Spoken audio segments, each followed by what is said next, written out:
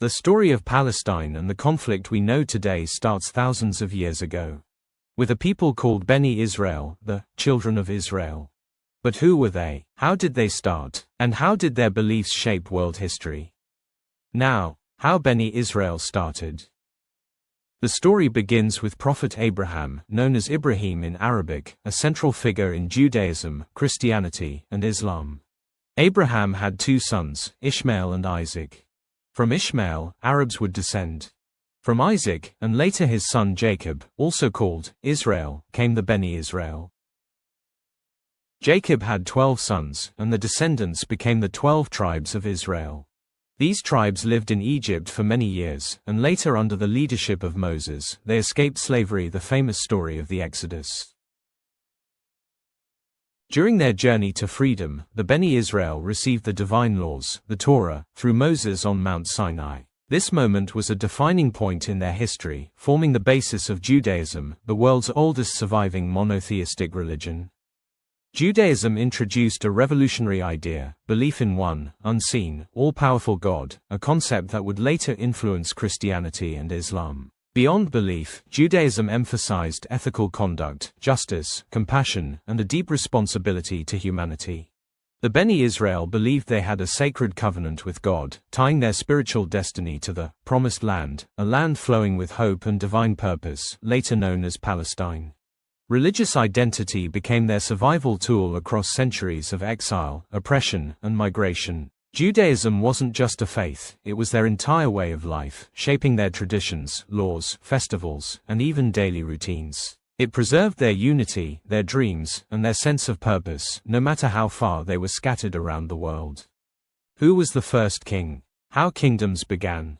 After reaching Palestine, then known as the land of Canaan, the Beni Israel faced many battles against local peoples. Despite their faith and resilience, the constant threats and lack of centralized leadership made it difficult for them to thrive. Eventually, they realized they needed a king, a strong leader who could unite the tribes, defend their land, and uphold the divine laws given to them. Their first king was Saul Talat, anointed by the prophet Samuel after the people pleaded for a ruler like other nations around them. Saul brought initial victories against their enemies, but his reign faced internal struggles, and ultimately, he lost God's favor. After Saul came the legendary King David, a shepherd, warrior, and poet chosen by God. David captured the fortified city of Jerusalem, turning it into the political and spiritual heart of the nation. He united the 12 tribes under one kingdom, and his leadership laid the foundations for a powerful and enduring legacy. David's son, King Solomon, inherited a united and prosperous kingdom. Famed for his wisdom, Solomon oversaw a period of peace and immense wealth. He built the magnificent First Holy Temple in Jerusalem, a sacred place that symbolized God's covenant with his people, and a center for worship that remains deeply significant for Jews to this day. Under the reigns of David and Solomon, the ancient kingdom of Israel reached its zenith, a golden age marked by cultural, spiritual, and political achievements. This era became a source of pride and inspiration, shaping Jewish identity and collective memory for generations. From a small family descended from Abraham, to a great and united nation with kings, prophets, the journey of Beni Israel profoundly influenced not only the development of Judaism, but also the course of Middle Eastern and world history. Now, we explored how Beni Israel became a people, a faith, and a nation. But their journey was far from over. So, we dive into a deeper question: why is the land of Palestine so important to Jewish identity? How did dreams of reclaiming it lead to the creation of Zionism? So, the dream of Greater Israel. In ancient times, under kings David and Solomon, the Kingdom of Israel covered a wide region, stretching from parts of modern-day Egypt, Jordan, Syria, and even towards Iraq. According to the Hebrew Bible, this land was promised to the descendants of Abraham, Isaac, and Jacob, a divine covenant believed by many Jews to be eternal. This idea of a Greater Israel has lived for centuries, not just as a memory of ancient glory, but as a religious and cultural hope. For some Jews, it represents the fulfillment of God's promise. For others, it became a political mission, to restore what was once theirs. In times of exile and persecution, the dream of returning to the Promised Land gave many Jews hope, unity, and a sense of purpose. Jewish diaspora: where are the Jews today? After the destruction of the Second Temple in 70 AD by the Romans, most Jews were scattered across Europe, North Africa, and the Middle East. This global dispersion became known as the Jewish diaspora, a defining chapter of Jewish history. Despite being far from their ancestral homeland, Jewish communities preserved their traditions, scriptures, language, and identity, often under harsh conditions and discrimination. Today, the Jewish population worldwide is estimated at around 15 million.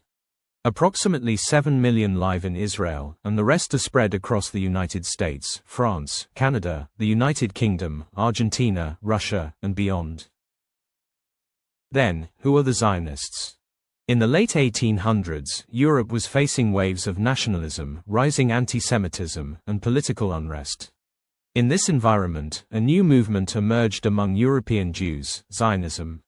Zionism was more than just a religious idea, it was a political call to action.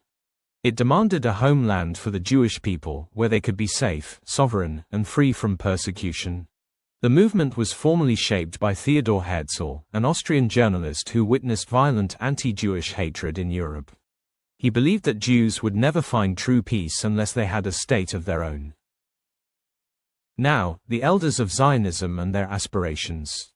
Zionist leaders, sometimes referred to as the elders of Zionism, organized diplomatic missions, raised funds, and purchased land in Palestine. They lobbied European powers, especially Britain, to support their cause. They launched schools, farms, and settlements to prepare for a future state. Through media, education, and international networks, they shaped global opinion and gathered support for a Jewish homeland. Their ultimate goal, to establish a secure, independent Jewish state in the land of their ancestors, a place that would protect Jewish culture, identity, and life. For many Jews, Zionism became a symbol of hope, dignity, and survival, especially after centuries of oppression and the horrors of the Holocaust. But for the Arab inhabitants of Palestine, this movement marked the beginning of displacement, struggle, and a deep-rooted conflict. The birth of Israel, a dream realized, a tragedy unfolds. On May 14, 1948, David Ben-Gurion declared the establishment of the State of Israel. For Jews around the world, it was the fulfillment of a centuries-old dream, a sovereign homeland, finally reborn after millennia of exile. But for the Arab Palestinians who lived on that land, it was the beginning of a catastrophe, known in Arabic as Al-Nakba. In the months that followed, over 700,000 Palestinians were displaced or fled due to war, violence, or fear. Entire villages were emptied or destroyed, and many families never returned. Borders were drawn, but the wounds ran deep.